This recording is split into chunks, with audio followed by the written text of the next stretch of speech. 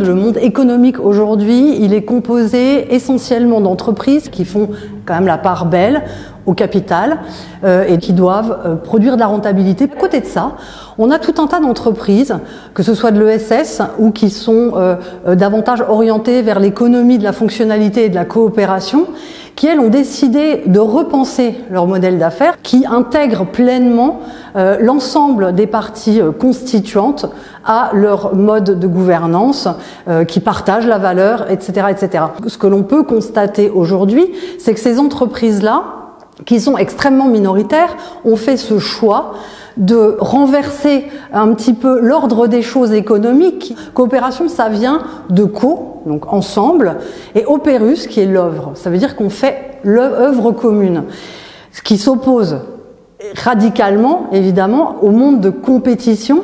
J'ai envie de mettre là un mot valise qui serait la coopétitivité, voilà, où on ferait de la coopération vraiment l'axe fondamental pour repenser un business ensemble.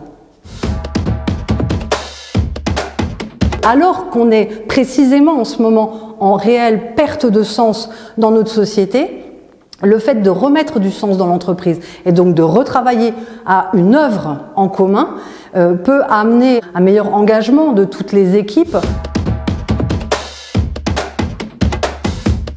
On a beaucoup de chefs d'entreprise qui aujourd'hui n'ont aucune disponibilité d'esprit pour penser leur modèle d'affaires pour respecter les limites planétaires. Pourquoi? Parce que rien n'est fait aujourd'hui pour leur permettre. L'État pourrait rendre conditionnelles les aides en fonction voilà, de critères réellement RSE engagés et pas du greenwashing pour que les entreprises puissent y aller et qu'il y ait un véritable changement. Quand on parle aujourd'hui de donner exactement les mêmes chances à une entreprise qui est réellement engagée, qui a engagé aussi des fonds propre pour transformer son modèle et on lui offre exactement les mêmes règles qu'une entreprise qui s'en fiche complètement, on a quand même un gros sujet.